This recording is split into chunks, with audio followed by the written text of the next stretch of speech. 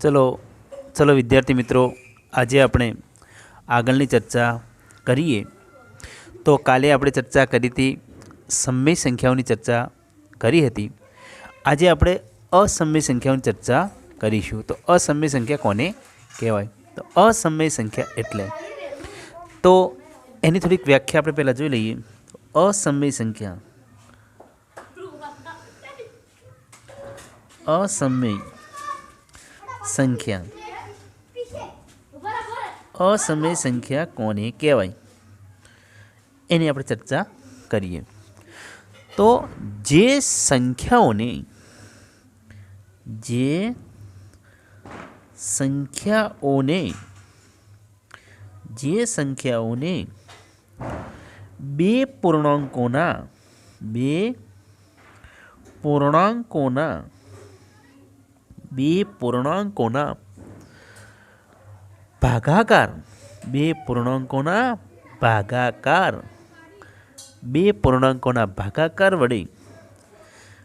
પૂર્ણાંકોના ભાગાકાર વડે તો જે સંખ્યાઓને બે પૂર્ણાંકોના ભાગાકાર વડે દર્શાવી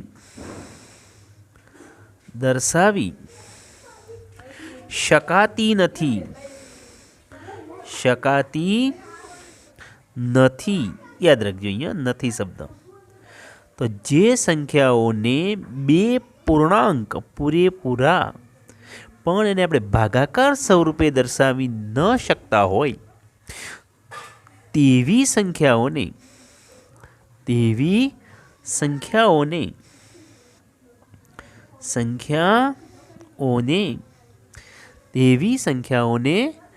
અસમય સંખ્યા કહે છે.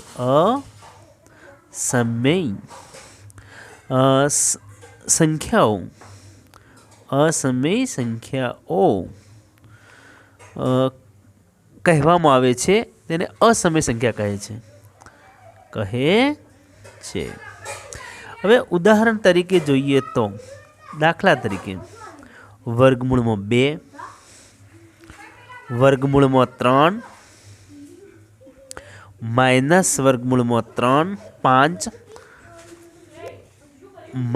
વર્ગમૂળમાં 7, પાઈ. આ બધી જે સંખ્યાઓ છે એ અસમય સંખ્યાઓ છે. કારણ તો આ સંખ્યાઓને આપણે પૂર્ણાંકોના ભાગાકાર વડે દર્શાવી શકતા નથી. તેથી આવી સંખ્યાઓને અસમય સંખ્યાઓ કહે છે. તો એમાં શું હોય છે? તો પ્રશ્ન એ થાય કે કેવી સંખ્યાઓ અને શું લાક્ષણિકતાઓ શું હોય છે? તો એને એક મુદ્દો આપણે જોઈએ તો આ પ્રકારે એવો સ્વરૂપ ધરાવતી હોય છે. તો કે અનંત, જેનો અંત નથી, અનંત અનાવૃત, ધ્યાન રાખજો, અનાવૃત, એકનો એક દશાંશ પુનરાવર્તન થતો ન હોય એટલે અનાવૃત. આવૃત નથી, અનાવૃત. દશાંશ સંખ્યાઓની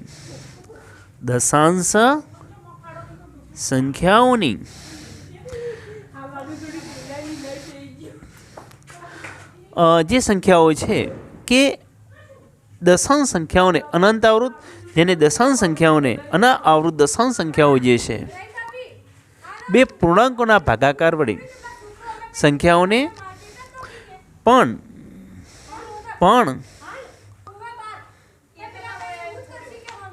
બે પૂર્ણાંકોના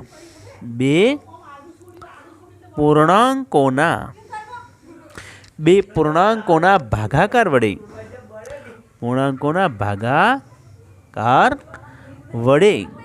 વડે દર્શાવી શકાતી નથી.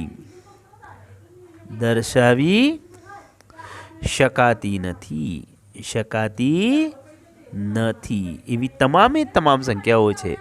તો કે અનંત આવૃત દશાંશ સંખ્યાઓને બે પૂર્ણાંકોના ભાગાકાર વડે દર્શાવી શકાતી નથી. તો આવી સંખ્યાઓ જે છે એ સંખ્યાઓને असमय संख्याओं कहे छे। एक्जाम्पल तरीके तो 2.10 अहींया 10 आया, फरी 100, पछी 1000, पछी आगळ 10,000। आ रीते पॉइंट एक एक शून्य वधारो थई जाय छे। क्यां सुधी? फरी एकनो वधारो थशे। तो अनावृत नहीं, कारण के दशांश चिन्ह एक ने एक आवता नहीं। जो 1 शून्य, 2 शून्य, 3 शून्य, 4 शून्य हो, 5 शून्य अनंत सुधी है। एने आपणे P/Q PQ स्वरूप में दर्शावी शकाता नहीं। तो PQ स्वरूप में आपणे दर्शावी न शकीए तो एवी संख्याओं ने असमय संख्याओं कहे छे। हवे आपणे आगळनी चर्चा जोईए तो वास्तविक संख्याओं। तो आपणो जे मुद्दो जे छे, આપણો ધોરણ 10નું જે ચેપ્ટરનો આપણો મુદ્દો જે પ્રકરણનું નામ છે એ વાસ્તવિક સંખ્યાઓ। તો વાસ્તવિક સંખ્યાઓ વિશે આપણે જોઈએ તો હવે આપણો આટલા સુધી મેં જે ચર્ચા કરી એ ધોરણ 9 સુધીની હતી, માત્ર એક પાયા તરીકે કરી છે। હવે આપણો મૂળ મુદ્દો આવે છે, એના તરફ આપણે ચાલીએ। તો કે વાસ્તવિક સંખ્યાઓ કોને કહેવાય? વાસ્તવિક સંખ્યાઓ, वास्तविक संख्याओं, वास्तविक संख्याओं। तो वास्तविक संख्याओं कोने कहेवाय? तो समय के असमय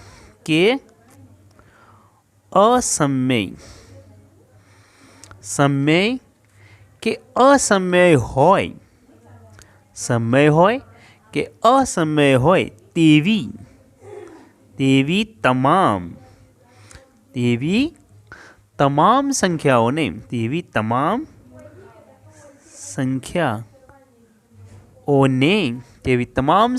ने वास्तविक संख्याओं कहे छे। संख्याओं कहे छे। तो समय संख्याओं योग असमय संख्याओं, समय संख्याओं तो के इक्वल टू वास्तविक संख्याओं। बराबर। तो वास्तविक संख्याओं के समय के असमय होय, समय संख्या भेगी थाय, असमय संख्या भेगी थाय, ए तमाम संख्याओं जे छे ए भेगी थाय त्यारे जे संख्या बने छे एने वास्तविक संख्या कहेवाय। अने वास्तविक संख्याओना गणने आर वडे दर्शावाय छे। तो लखी दઈએ આપણે। तो वास्तविक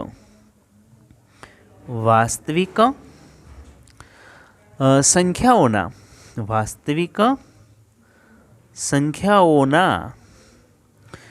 वास्तविक संख्याओना गणने आर वडे दर्शावाय छे।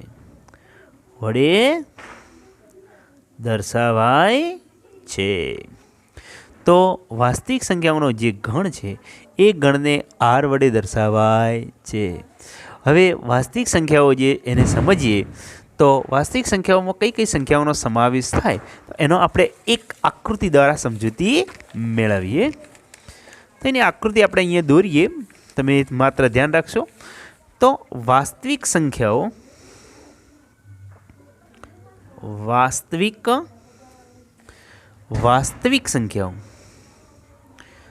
तो अहींया तमे जोई शको छो बे भाग पड़शे। कई कई संख्याओं जे आपणे डेफिनेशन में लख्युं छे। तो एक संख्या जे छे केवी संख्याओं? तो के समय संख्याओं।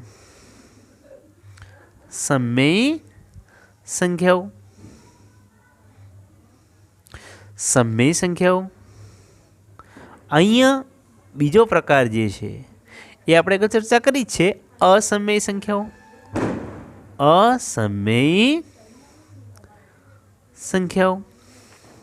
हवे समय संख्याओना पण बे पेटा प्रकारो पड़शे। कया कया आपणे पेटा प्रकारो पाड़ी शकीए? तो एने आपणे बे पेटा प्रकारोमां पाड़ी शकीए। तो के अपूर्णांको, बीजा पूर्णांको, બીજા શું પડશે? પૂર્ણાંકો. પૂર્ણાંકોના પણ બે પ્રકારો આપણે પાડી શકીએ. કઈ રીતે પડશે? તો એ ચાર્ટ આપણે આગળ જોઈએ આકૃતિ દ્વારા. તો કે ઋણ પૂર્ણાંકો, ઋણ પૂર્ણાંકો, ઋણ પૂર્ણાંકો અને અહીંયા પૂર્ણ સંખ્યાઓ, પૂર્ણ સંખ્યાઓ. વિદ્યાર્થી મિત્રો, બીજો તમે ધન પૂર્ણાંકો લખી શકાય. હવે બીજો અહીંયા પણ બે પૂર્ણ સંખ્યાઓના પણ બે પેટા પ્રકારો પડશે. કઈ કઈ સંખ્યાઓ? તો એક તો શૂન્ય જેમાં સમાવેશ થાય તો એ પૂર્ણ સંખ્યા. અહીંયા પણ જોઈએ તો શૂન્ય સમાવેશ થાય તો પૂર્ણ, તો એ પૂર્ણમાં થશે અને શૂન્યને કાઢી નાખો તો પ્રાકૃતિક સંખ્યાઓ. હવે વિદ્યાર્થી મિત્રો, અહીંયા તમે જુઓ તો શૂન્ય અને પ્રાકૃતિક સંખ્યાઓ ભેગી થાય તો ઉપર પહોંચી જાઓ તમે પૂર્ણ સંખ્યાઓ.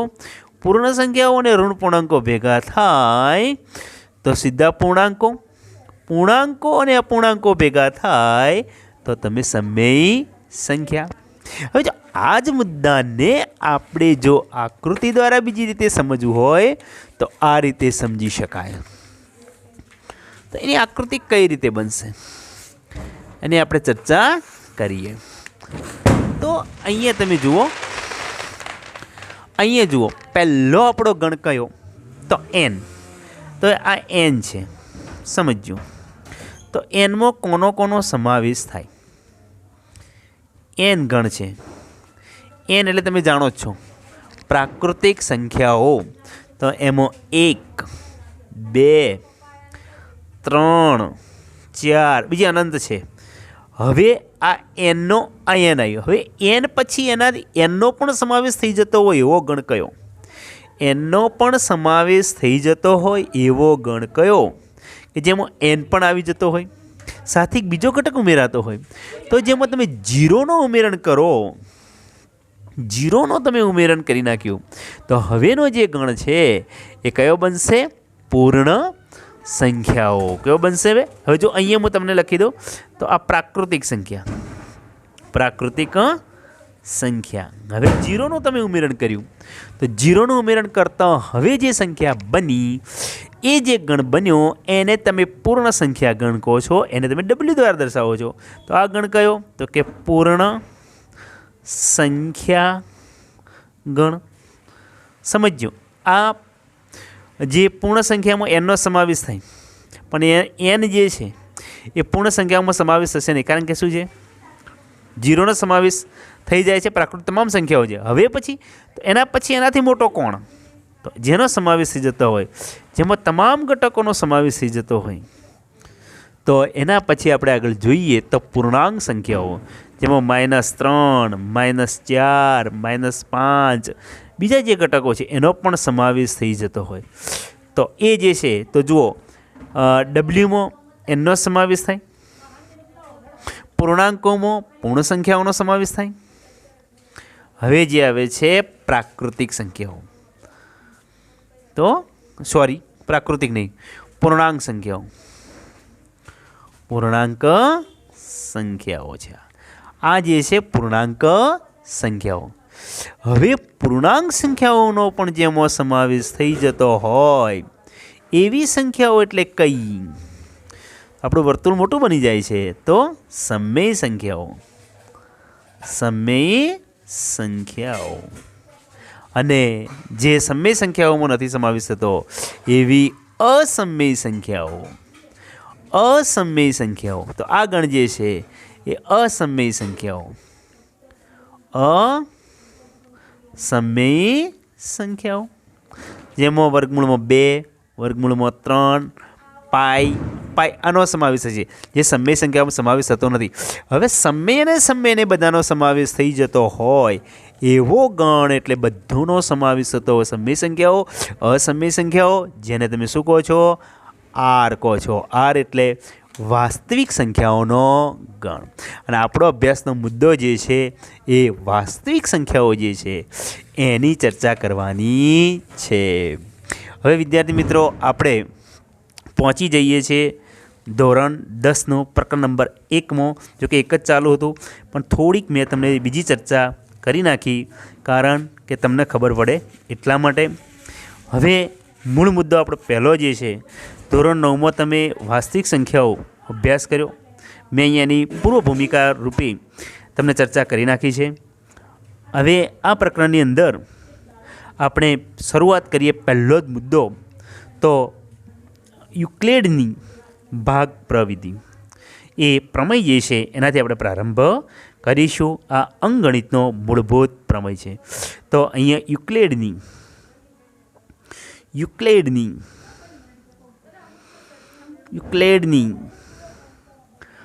ભાગ પ્રવિધિ.